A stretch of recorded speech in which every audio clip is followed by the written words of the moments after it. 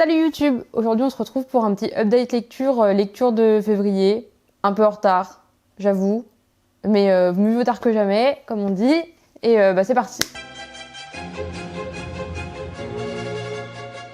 Un livre qui parle de sororité, de mythes maoris, de Nouvelle-Zélande. Aujourd'hui, on va parler de Les femmes du bout du monde de Melissa d'Acosta. Alors, Les femmes du bout du monde, c'est un livre qui parle de 3 femmes. Donc, on a Millie et Autumn qui vivent dans un camping au bout du monde en Nouvelle-Zélande. Alors, le père et le mari est décédé et par conséquent, elles gèrent le camping que toutes les deux. Elles vont un peu changer leur routine quand Flore va arriver. Donc Flore, c'est une Française qui fuit la France parce qu'elle est en divorce compliqué. On ne sait pas pourquoi son divorce est compliqué, mais elle fuit la France et elle va en Nouvelle-Zélande. Elle va aider au camping en échange du gîte et du couvert, en gros. Donc on va suivre l'évolution de ces 3 femmes qui, au début, c'est pas qu'elles vont pas s'entendre, mais elles se connaissent pas, c'est un peu froid.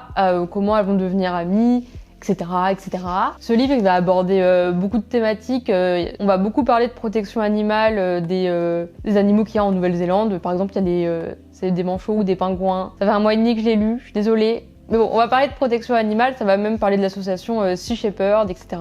Le camping, il va être touché aussi par des tempêtes, donc il va y avoir pas mal de cette thématique-là aussi. On va beaucoup parler de mythes maoris, ça c'est vraiment incroyable. Les mythes maoris, je suis fan, j'ai adoré, c'est vraiment des belles histoires. C'est Millie qui va les raconter en général à Flore et vraiment c'est des super moments du livre. Personnellement, j'ai beaucoup été touchée par l'histoire de Flore qui est compliquée. Je peux rien vous dire, sinon c'est vraiment le spoil de la fin du livre, mais c'est une très belle histoire et je trouve ça bien d'en parler dans un livre. Je peux pas même pas dire le thème, mais vraiment lisez-le, comme ça vous verrez le thème de pourquoi l'histoire de Flore est très touchante. Et c'est un peu un arc de rédemption qu'elle fait en Nouvelle-Zélande et c'est vraiment bien tourné, j'ai beaucoup aimé. Pour ce qui est d'Automne, la thématique, ça va un peu plus de laisser un peu de distance avec sa fille, la laisser vivre parce que vu que son mari est mort, elle veut un peu la garder que pour elle. Donc ça va beaucoup parler de ça. Et pour Millie, la thématique, elle veut sauver les animaux, mais il y a beaucoup de choses. Et moi, c'est mon personnage préféré du livre. Je vais rien vous dire, je vous laisse découvrir Millie dans Les femmes du bout du monde de Melissa d'Acosta.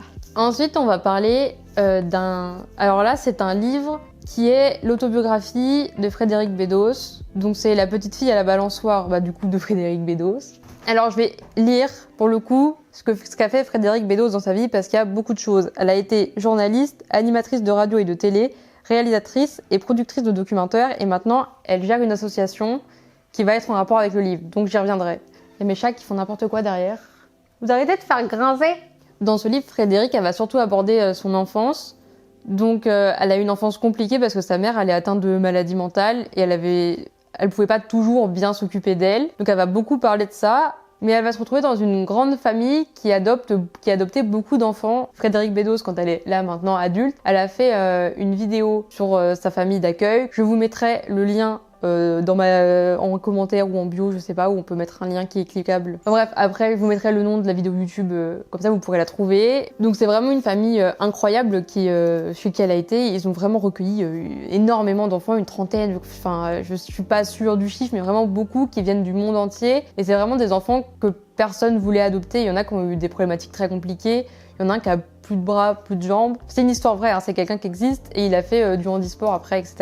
Il y a un de ses frères qui était complètement brûlé. Enfin, c'est vraiment des enfants qui ont eu une vie compliquée. Elle va aborder beaucoup de thématiques sur ses frères et sœurs. Et aussi, après, on va parler de comment elle a réussi. Elle est vraiment partie de... On va aussi aborder dans ce livre comment elle a fait pour partir de rien quand même. Elle a pas eu beaucoup de chance quand elle a débuté à être journaliste.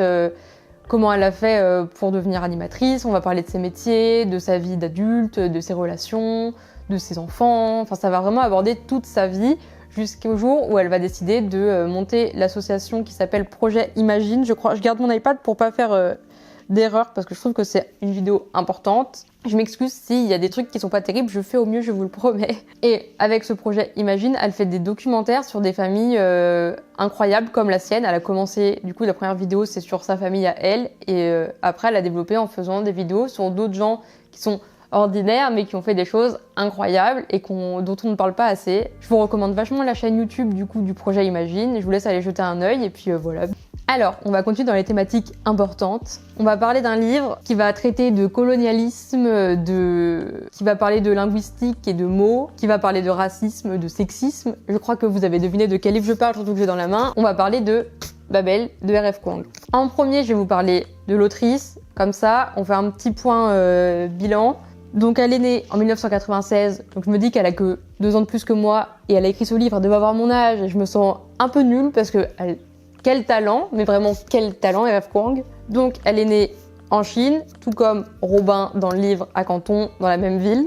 Elle a aussi écrit La guerre du pavot, qui est aussi un livre dont beaucoup de gens parlent et que j'aimerais beaucoup lire, mais vu que je ne sais pas quand il sera adapté en entier en français, parce que la maison d'édition a fait du whitewashing sur sa couverture, du coup elle a arrêté de travailler avec eux et on n'aura peut-être jamais la suite en France. Et moi je suis une bille en anglais, donc je ne pense pas pouvoir les lire en anglais. Donc j'ai hâte qu'une maison d'édition reprenne les droits. Donc elle est arrivée à 4 ans en Amérique. Elle a grandi au Texas. Donc elle a commencé à étudier en 2013 l'histoire internationale. Elle étudie l'histoire de l'Asie. Ses recherches portent sur la stratégie militaire chinoise. Elle a aussi étudié du coup le traumatisme collectif et les monuments aux morts. Elle a été diplômée en 2018. Elle a aussi eu une maîtrise en philosophie en études chinoises, une maîtrise en études chinoises contemporaines, et elle est parallèlement traductrice professionnelle de fiction chinoise. Et là, en 2020, elle retourne aux États-Unis pour faire un doctorat en langue et littérature d'Asie de l'Est à l'université d'Yale, qu'elle poursuit encore en 2023. Donc elle a fait plein de choses, et ce qui explique pourquoi le roman Babel il est bien, c'est que ça traite de choses qu'elle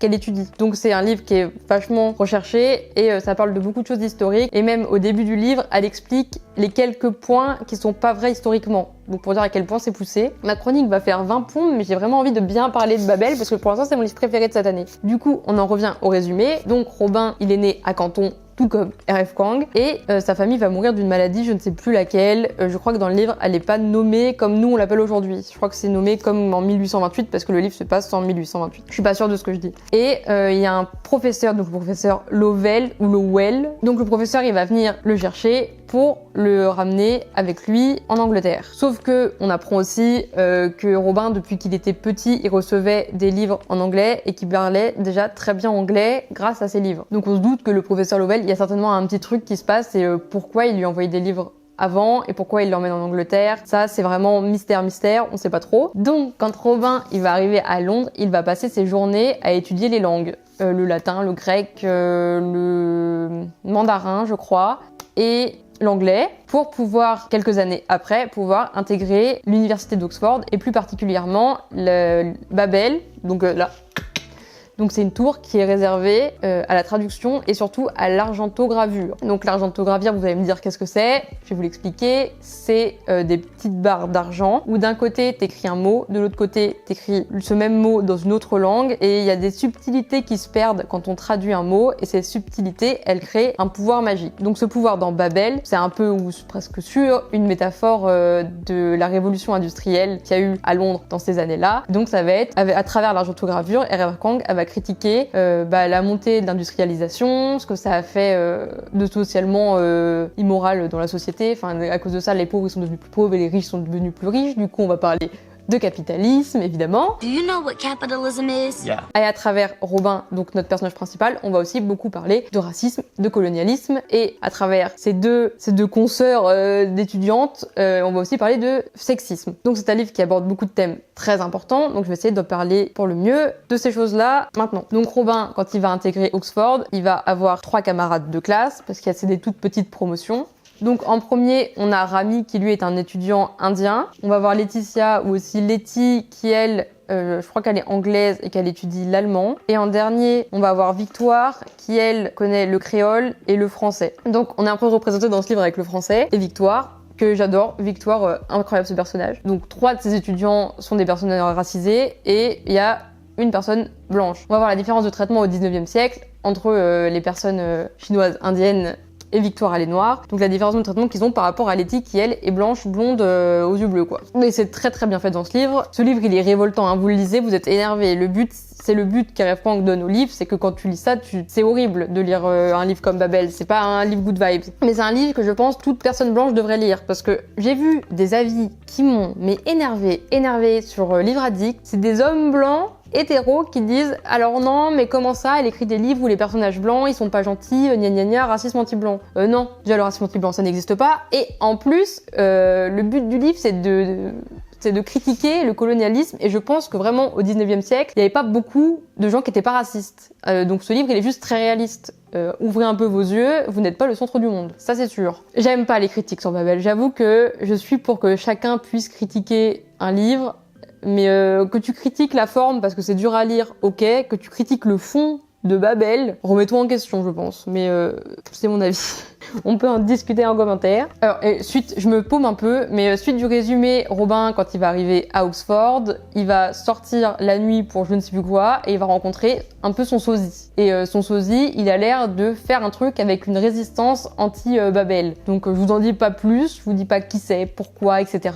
Je vous laisse le découvrir dans Babel. Un livre que je vous recommande vraiment beaucoup, beaucoup. Lisez-le. Prenez la peine de passer les 300 premières pages qui sont peut-être un peu compliquées à lire, parce qu'on va beaucoup, même plus de 300 pages, mais on va beaucoup parler de mots, de la traduction, de ce qui se perd quand on traduit un mot, des subtilités qui se perdent. Moi j'ai adoré lire ça alors que pourtant j'ai pas fait d'études de langue. Je vois qu'il y a beaucoup de gens qui aiment ce livre, c'est des gens qui ont fait des études de langue, mais même si vous en avez pas fait et que vous avez pas trop de notions, vraiment ça se lit facilement et c'est cool d'apprendre des choses quand on lit. Donc si vous voulez apprendre, lisez Babel. C'est pas si dur que ça. Faut se mettre un peu, des fois c'est un peu dur, tu relis ta page 2 fois, c'est pas grave, au bout de la deuxième fois t'as compris. C'est pas grave, vous allez y arriver. Je crois en vous, vous pouvez le faire. You can do it.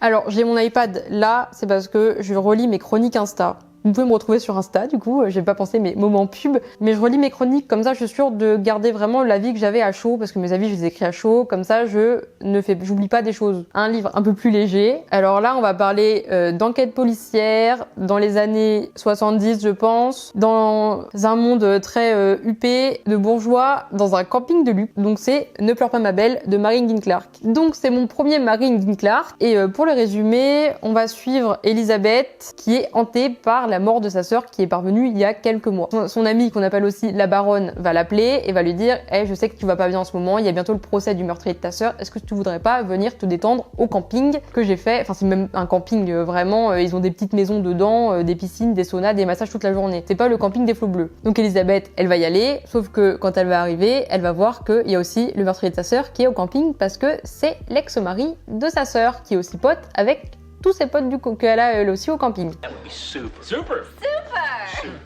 Good ambiance, vraiment, elle est ravie Elisabeth. Mais comme on se doute, vu qu'on sait qui est le meurtrier de sa sœur au début, c'est que c'est certainement peut-être pas le meurtrier de sa sœur. Donc il va se mener une petite enquête parce que sa sœur c'était une actrice célèbre et elle recevait des lettres coupées dans le journal, un peu cliché, avec écrit des trucs je sais que tu trompes ton mari, des trucs dans ces eaux-là. Et donc on va suivre cette enquête. C'est un petit livre, hein, il fait même pas 300 pages, il se lit facilement, mais j'ai pas été convaincue. Après, j'arrive à me mettre un peu en recul sur mon avis et me dire que il est sorti il y a longtemps ce livre et que c'est peut-être les prémices du thriller et que maintenant tout le monde fait ça, donc c'est du vu et du déjà vu, mais quand elle l'a écrit, c'était peut-être pas du vu et du déjà vu. Je vous recommande peut-être pas, mais je pense que quand il est sorti, il était très bien. Donc si vous avez d'autres Mary Higgins Clark, parce que c'est mon premier, et je me dis que vu comment elle est connue, il doit y avoir des bangers dans ses livres, si vous avez des recommandations, je suis vraiment preneuse. Je vous laisse mettre un commentaire. Vraiment, s'il y en a un que vous avez aimé, je le mets dans ma wishlist, je le lis cette année, promis.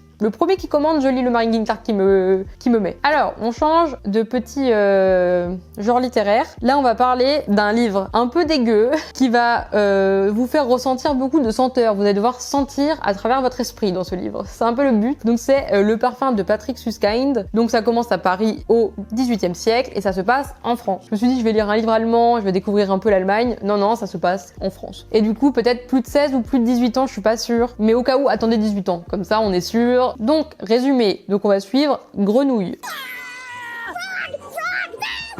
Oui, il s'appelle Grenouille, le personnage principal. Il va naître sous l'étal à poisson de sa mère au marché, qui accouche debout, qui le fait sortir, on va dire, dans les poissons, et qui avait prévu de le laisser mourir. Elle avait pas prévu d'être enceinte, et elle voulait pas garder son enfant. Et l'avortement au XVIIIe siècle, bon. Donc sa mère, elle va se faire tuer, et lui, il va se retrouver à aller dans des familles d'accueil, on va dire. En premier, il va aller chez une femme qui va le rendre c'est un prêtre, je crois, parce que il mange tellement son lait qu'il l'a desséché. Mais moi, j'ai beaucoup ri au début du livre. À la fin, je rigolais un peu moins, c'est vrai. L'auteur a vraiment une plume un peu rigolote. Il y a la métaphore du tic dans ce livre qui m'a beaucoup fait rire, et c'est en gros le tic qui attend dans la forêt pendant longtemps, des années, s'il faut que quelqu'un passe pour s'accrocher et prendre son sang, bah c'est la métaphore de grenouille. Bon, du coup, il va passer de famille en famille et personne veut de lui parce qu'il fait flipper tout le monde. Et il va développer un don pour les senteurs, j'ai pas les mots du domaine olfactif, je crois qu'on dit, je sais pas trop les mots, même si j'ai lu le livre, mais il peut sentir quelqu'un de dehors quand il est à l'intérieur et savoir qui c'est à son odeur. Il peut se déplacer dans le noir, ça fait un peu super-héros, mais c'est pas le but du livre, mais il peut se déplacer dans le noir grâce à son odorat et il va vouloir travailler dans les odeurs. Donc il va travailler avec un gars qui travaille dans le parfum et qui crée des parfums, et le parfumeur va voir qu'il a vraiment un don pour ça, sauf que grenouille, ce don, il va un jour sentir une jeune fille dans Paris, et là ça va le chambouler. Mais je vous dis pas ni comment ni pourquoi, mais ça va le fiouf, il va péter un plomb le petit grenouille. Péter un câble. Et il va sentir l'odeur ultime en gros. Et je vous laisse le découvrir dans Le Parfum, c'est un classique qui est facile à lire si vous voulez commencer les classiques mais que vous êtes adulte, vous pouvez grave lire Le Parfum. Vraiment, moi je lis. J'aimerais bien me mettre au classique, j'en lis pas beaucoup. Et pour... Oula, coucou Myrtille. Et vraiment pour commencer, facile. Mais dégueu. Facile, mais dégueu. On a une invitée, Myrtille, qui n'est pas du tout collante. Après, c'est Myrtille, elle est pas là parce qu'elle m'aime, elle est là parce qu'elle aime ce pouf. Donc là, on va parler d'un livre que ma sœur m'a prêté et que j'ai déjà rendu. J'ai oublié que j'aurais pu le garder pour faire la vidéo. Pardon. Donc là, on va parler d'un livre d'une femme qui est très amoureuse de son mari, voire trop amoureuse de son mari, et c'est vraiment excessif. On va parler de Mon mari de Maud Ventura. Ah, et petite citation, mon mari n'a plus de prénom, il est mon mari et il m'appartient. Il faut aussi savoir que dans ce livre, les personnages n'ont pas de prénom. Donc on n'entend jamais son prénom et son mari, elle l'appelle juste mon mari. Donc on va être dans la tête de la femme et on va voir toutes ses pensées au fil de la journée pendant une semaine. Donc du lundi au dimanche. Le livre il fait une semaine. Donc elle est prof d'anglais et traductrice, donc elle travaille à l'école et aussi en télétravail chez elle. Le livre, il aborde aussi le fait qu'elle vient d'une famille modeste et que son mari, c'est un bourgeois et du coup, elle est rentrée dans le milieu bourgeois grâce à son mari. Et du coup, les potes de son mari sont bourgeois, genre elle va à des repas chez eux et elle en parle pas mal. Enfin voilà, je le dis, c'est peut-être pas un truc important, mais voilà. Donc ça fait 15 ans qu'elle est mariée avec son mari, ils ont deux enfants et tous les soirs, par exemple, elle l'attend devant la porte. Et vraiment, le moment de sa journée le plus important, c'est quand son mari il arrive. Il y a d'autres trucs qu'elle fait. Déjà, elle pense à son mari tout le temps. Vraiment, presque chacune de ses pensées sont tournées vers son mari et elle a tout le temps l'impression qu'il l'aime plus. Elle se remet en question et elle remet en question l'amour de son mari tout le temps. Elle peut être agaçante. Moi, j'ai beaucoup aimé le livre, mais il y a des gens qui trouvent qu'elle est trop agaçante pour que le livre soit bien. Je peux l'entendre. Enfin, le livre est un peu une expérience, je trouve. Et moi, j'ai bien aimé parce qu'il est un peu loufoque. Ça change de ce qu'on a l'habitude de lire. Si vous voulez changer vos lectures, d'avoir un truc un peu rafraîchissant qui change un peu, je vous recommande grave Mon mari de Maud Ventura. On en revient à la femme. Du coup, elle écrit aussi dans un petit carnet, par exemple, chaque truc que son mari fait qu'elle aime pas. Je crois pas que ce soit un spoil. Quand son mari, par exemple, il va pas lui prendre la main sur le canapé, et pour le punir, en gros, elle va pas le calculer le soir. Elle va par exemple faire semblant de dormir quand il va aller se coucher. Je finis par, pour ceux qui ont le livre, j'ai demandé à mon copain quel fruit j'étais, et il m'a répondu une clémentine. Si vous avez lu le livre, vous savez. Voilà. Alors, on va parler d'un livre qui est dit cosy, mais moi je n'ai pas du tout trouvé le cosy dans ce livre. Je vois pas en quoi il est plus cosy qu'une autre fantaisie. Donc on va parler de l'encyclopédie féerique d'Emily Wilde. Donc résumé. Donc Emily, elle est chercheuse en dryadologie, quelque chose comme ça. Le nom est inventé, je crois. Du coup, j'ai pas la prononciation. Elle est non titulaire et elle fait des recherches pour faire la première encyclopédie féerique qui n'a jamais été écrite. Et pour cela, elle va aller, je crois que c'est en Norvège, j'ai pas trop bien compris où c'était, sur une île où il fait très froid. Il fait froid.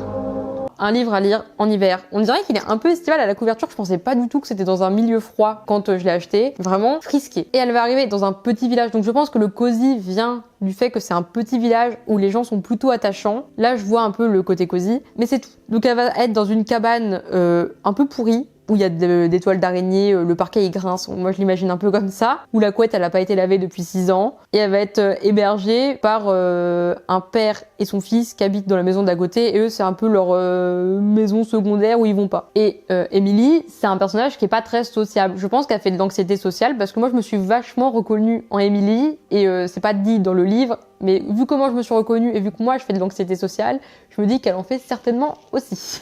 Et c'est cool d'avoir un personnage dans lequel on peut se reconnaître. Moi j'ai beaucoup aimé Emily. C'est pas parce que j'ai pas trouvé le livre cosy que je l'ai pas aimé. Et Emily, elle va, grâce à l'endroit où elle est, elle va aller se balader dans la zone qui a jamais trop été étudiée pour les fées. Et elle va se balader dans la forêt, elle va voir une petite fée, elle va faire des échanges, on va comprendre, c'est pas vraiment le système de magie, mais le système des fées qui régit un peu ce monde-là, comment elle fonctionne. C'est super intéressant, c'est très bien écrit, et c'est écrit en mode un peu encyclopédie, donc c'est pas facile à lire tout le temps. Moi, je l'ai pas trouvé tout le temps facile à lire, le livre. Des fois, je relisais la page 2 fois, parce que je comprenais pas tout du premier coup. Vu que c'est Emily qui l'écrit, et c'est très bien fait, hein, c'est pas un défaut du livre, c'est vraiment écrit comme son livre de recherche. Donc vous lisez un livre de recherche sur des faits qui n'existent pas dans notre monde. Donc c'est pas tout le temps facile, mais c'est le but du livre et c'est bien fait. Donc bravo à l'autrice pour ça. Et un truc qui va un peu retourner la situation, c'est qu'il y a un collègue et le seul ami d'Emily, mais qu'au début du livre on dirait qu'elle aime pas trop, mais en fait c'est son seul ami, donc on comprend pas tout, qui va débarquer à l'improviste. Donc c'est Bumblebee. Non, Bumblebee c'est dans Transformers, non? Si, il s'appelle comme ça ou pas? Si, Bumblebee. J'ai toujours dit Bumblebee.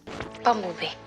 Il va arriver et lui c'est un personnage à l'opposé d'Emily. Il est très jovial, il est très sociable, il va au bar, il anime la soirée. C'est le gars, il est vraiment habillé, je l'imagine habillé très coloré et très, il est là quoi. Ça marche très bien en amitié parce que du coup t'as le gars qui parle pas trop et qui est pas sociable et la personne qui est sociable. Je comprends le duo et il va l'aider dans ses recherches. On sait pas s'il veut lui voler ses recherches, s'il est gentil, s'il est méchant. Il a des côtés un peu féeriques donc on sait pas si c'est une fée ou pas. Et puis voilà, le résumé très bien comme ça je pense. Donc moi j'ai beaucoup aimé, j'ai trouvé ça très bien écrit. J'ai été un peu déçue de pas lire un livre cosy parce que après Légende d'Enlaté, je m'imagine un livre vraiment comme ça et je l'attendais pour le lire d'avoir un moment de down et vraiment les fées font flipper. Les fées font peur, elles sont vraiment pas sympas. Il y a un vrai truc, un vrai monde un peu sombre. Enfin, les fées, c'est sombre, je trouve, leur monde. Elles ont ça parle beaucoup de mythes et légendes des fées. Après, on les rencontre, on voit est-ce que les mythes et légendes étaient vrais. Mais c'est sombre. Vraiment, elles kidnappent des enfants.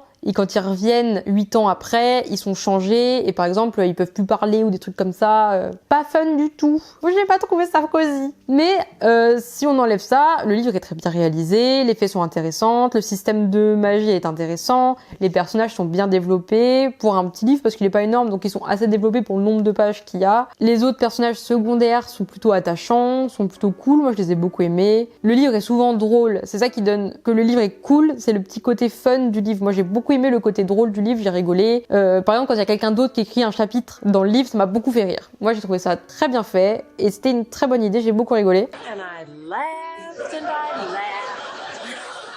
Donc voilà, je vous le recommande si vous aimez la fantasy et si vous aimez lire des trucs en mode encyclopédie quoi. Ça change, mais je pense que c'est pas pour tout le monde quand même. Ça faut le dire. Je pense que c'est pas un livre pour tout le monde. Je pense qu'il y a des gens qui peuvent détester ce livre, comme il y a des gens qui peuvent l'adorer. Un livre qui va jouer sur votre morale, qui va vous faire ressentir du malaise et qui va vous donner envie de lire Émile Zola. Aujourd'hui, on va parler de Nous irons mieux demain de Tatiana de Rosnay. On va suivre Candice qui, un matin en allant au travail, il y a une dame d'une 60aine d'années qui va se faire renverser devant elle. Donc Candice, elle va l'aider, elle va rester avec elle jusqu'à ce que les pompiers arrivent. Elle va appeler l'hôpital pour savoir si la dame va bien ou pas. Quand elle va appeler l'hôpital, l'infirmière va lui dire « En fait, vous êtes la première personne à appeler pour, du coup, Dominique de Marquisan. » Elle s'appelle comme ça, la dame. Candice, ça va lui faire un peu de peine et elle va aller à l'hôpital pour voir Dominique. Et quand elle va aller la voir, Dominique, elle va lui raconter un peu sa vie. On va voir qu'elle est pas bien parce que Dominique, elle a perdu son bas de jambe. Donc elle va avoir une jambe une prothèse.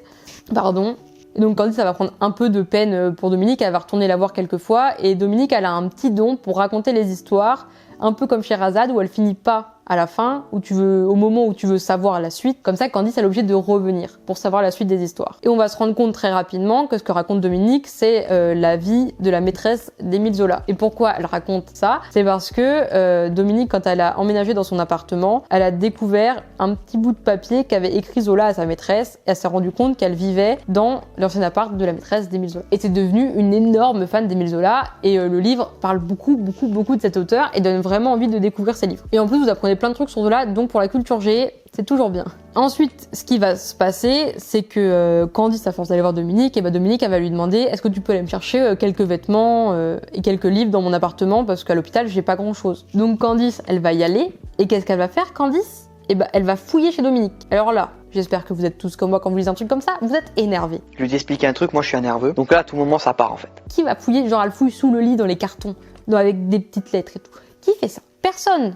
Moi, j'ai détesté Candice, ok? J'aime pas ce personnage. Il m'énerve, il m'agace. Et en plus, elle a un truc de la trope de miscommunication. C'est pas une romance. Mais elle dit rien, et après, elle s'énerve, alors que si elle avait dit quelque chose, ça se serait bien passé. Donc non, Candice, on peut pas faire ça aux gens. Tu peux pas t'énerver contre eux, alors que tu leur as pas dit ce qui t'énervait. Je leur ai dit, en fait, elle laisse la goutte d'eau déborder le vase, là, je sais plus comment on dit, ou la cerise sur le gâteau. Et puis, quand ça déborde, elle lâche tout d'un coup, alors que l'autre personne, elle pensait bien faire. Et Candice, elle lui fait péter un plomb. Et moi, Candice m'a fait péter un plomb. Moi, j'aime pas les gens comme Candice. Et en fouillant dans l'appart de Dominique, elle va trouver des trucs sur Dominique et elle va se dire, je vous dis pas quoi, mais elle va être un peu choquée, etc. Blablabla. Oh my god, Operation blah blah blah. Et elle va plus trop vouloir parler à Dominique, mais ils vont continuer à se parler, puis en fait, ils vont devenir potes, etc. Blabla. Enfin voilà, c'est un peu ça le truc du livre. Je vous dis pas qu'est-ce qu'ils découvrent, qu'est-ce qui se passe, nanani. Ensuite, on va parler du coup de Candice, un peu plus... parce que Candice est une mère... il est écrit célibataire, mais elle est pas vraiment célibataire. C'est une mère divorcée qui a un copain. Donc elle est pas célibataire. Et elle a un petit garçon de 6-7 ans. Et elle travaille dans le son des livres audio, Candice. Donc on va découvrir un peu ce monde-là. Et ça c'est cool si vous voulez découvrir un peu le monde du son dans les livres audio. Je vous recommande grave ce livre, c'est vachement bien cool. Ça veut rien dire, vachement bien cool. Et le livre, il va aussi parler, donc peut-être qu'il y a des trigger warnings, TCA et boulimie, je ne suis pas sûre. Donc je vous préfère vous prévenir quand même. Mais c'est très bien fait dans ce livre parce que je crois que Tatiana de Rosnay a aussi été atteinte de boulimie comme Candice dans le livre. Bon, Candice, quand elle est atteinte de boulimie, elle m'énerve pas évidemment. C'est sa personnalité qui m'énerve, pas sa maladie, la pauvre. Enfin, si vous voulez lire un livre qui parle de TCA, je pense qu'il peut être cool. Je vous le recommande plutôt bien. Même si faut aimer le malaisant, parce que outre du coup les TCA, l'histoire, il y a plein de choses qui jouent sur ta morale. Est-ce que tu ressens le malaise que tu ressens avec des choses qui sont pas très correctes de faire, mais que ça demande beaucoup d'humains font. Mais voilà, ça joue sur... Tu peux éviter de te lécher le cul? Disgusting. Enfin, voilà, je vous le recommande, mais si ça vous tente vraiment, je pense que c'est pas un livre qui est fait pour tout le monde. Et pour finir cette vidéo en beauté, on va parler un livre qui met du baume au cœur, une saga qui vous rend heureux. On va parler du 2e tome de Anne de Green Gables, qui est donc Anne d'Avonlea. Et en plus, c'est une beauté. Merci Monsieur Toussaint Louverture de nous sortir des très beaux livres liés comme ça. Je vous aime, vous êtes une de mes maisons d'édition préférées. Regardez comme c'est beau. Même derrière, c'est beau. Beautiful. Tout est beau. Et j'ai tous les tomes, ils sont tous magnifiques. Trêve de bavardage, le résumé. Je vous recommande d'aller voir mon avis sur le tome 1 si vous l'avez pas vu, parce que ce tome-là, il peut être un peu spoilant. Et je vous recommande vraiment d'aller voir mon avis parce que Anne, c'est trop bien. Donc pour le tome 2, résumé, on va suivre Anne juste après les événements qui se déroulent à la fin du tome 1. Je dis pas trop quoi quand même, comme ça s'il y a des gens qui restent, je vous ai pas spoilé. Dans ce tome, Anne, elle a 17 ans, 18, enfin elle est jeune adulte et elle va devenir institutrice dans la ville d'Avonlea. Je crois qu'elle s'appelle Avonlea, leur ville, c'est pour ça que le tome s'appelle comme ça. Et on va suivre ses débuts d'institutrice, et ça c'est trop cool. Elle va découvrir ses élèves, elle va nouer des liens avec eux, il y en a un qui va pas trop l'aimer. Enfin, c'est toujours mimes, hein. Il y a rien qui se passe très mal dans Anne, sauf la fin du tome 1, c'était triste quand même. On va aussi suivre Anne qui va monter l'association des embellisseurs, je crois que ça s'appelle comme ça, parce qu'ils veulent rendre Avonlea jolie, ils veulent que les gens ils peignent bien leurs barrières, qu'ils mettent des jolis arbres, ils vont peindre la salle des fêtes. Ça va se passer comme ça se passe dans Anne, donc ça va être rigolo. On va aussi suivre, il y a une des meilleures amies de la mère adoptive de Anne, Maria, qui va mourir et elle va se retrouver, Maria, à adopter les 2 petits jumeaux de cette dame-là. Donc il y a la petite, elle est toute douce, toute calme, toute gentille, elle fait aucune bêtise. Et son frère jumeau, c'est un petit monstre. Il va faire toutes les bêtises possibles et inimaginables et c'est Anne x 10. Parce que lui, il fait exprès de faire les bêtises. Anne, elle ne faisait pas exprès. Donc on garde quand même le petit côté insouciant de l'enfance dans ce livre-là qu'on avait dans le tome 1. Même si Anne est adulte, elle a rajouté un personnage enfant qui fait quand même des bêtises. Et Anne fait toujours des bêtises. Elle fait pas exprès, mais Anne fait quand même des petites étourderies. Sinon, ce serait plus Anne. Elle va aussi rencontrer de nouveaux personnages dans le livre. Donc, il y a son nouveau voisin qui est un homme pas loquace, qui parle à personne. Et Anne, elle va perdre une de ses vaches. Enfin, sa vache va aller dans le champ de ce monsieur-là elle va marcher sur son orge, du coup, il va pas être content. Je vous raconte une nouvelle. C'est pas grave, c'est pas vraiment du spoil, mais c'est une nouvelle qui m'a beaucoup fait rire. Et Anne, le lendemain, elle rentre avec Diana, sa meilleure pote, et elle va voir qu'il y a sa vache encore dans le champ du monsieur, alors qu'ils se sont engueulés la veille à cause de ça. ça, et elle va vendre sa vache. Comme ça, plus de problème. Et en fait, elle a vendu, sans faire exprès, la vache du voisin de qui sa vache piétine le champ, et elle a vendu sa vache à lui au lieu de vendre sa vache, parce qu'elle a pas reconnu sa vache. Donc voilà, ça c'est le genre de bêtise que fait Anne. Et moi ça me tue de rire. Voilà. Moi je ris beaucoup en lisant Anne, et elle va se lier d'amitié avec ce monsieur-là, et donc c'est cool, moi j'ai bien aimé le découvrir. En plus il a un perroquet qui dit que des conneries, mais des conneries du 20e siècle, donc ça va, il dit pas des gros mots quoi. C'est cool comme livre. C'est un livre jeunesse, c'est sympa. Et elle va aussi rencontrer une autre dame qui s'appelle Violette, je sais plus comment elle s'appelle, mais une dame qui vit dans une jolie maison et qui est toute seule parce qu'il y a son amour de jeunesse, ils se sont jamais mis ensemble. Et il va y avoir une petite histoire à la tête avec ça, et elle va aller souvent boire le thé chez cette dame. Ça parle beaucoup de thé, Anne. Tu vois, il y a un vrai rituel du thé canadien, du coup c'est pas anglais, mais canadien. Il y a un petit rituel du thé, du goûter, de manger, d'inviter les gens, de leur faire à manger, de cuisiner. C'est trop cool. Moi j'adore Anne. De toute façon je vous l'ai déjà recommandé. Et il y a beaucoup de gens qui ont apprécié mes recommandations et qui vont lire Anne, et je suis très fière de vous. Je vous aime, vous êtes mes préférés. Et voilà, on a fini cette petite vidéo. J'espère que cette vidéo sortira avant avril, parce que sortir une vidéo d'avril sur mes lectures de février, ce serait un peu la honte. Donc je vais essayer de monter ça très vite, et on se retrouve très prochainement pour une vidéo. Je ne sais pas ce que je vais faire. Voilà, bisous.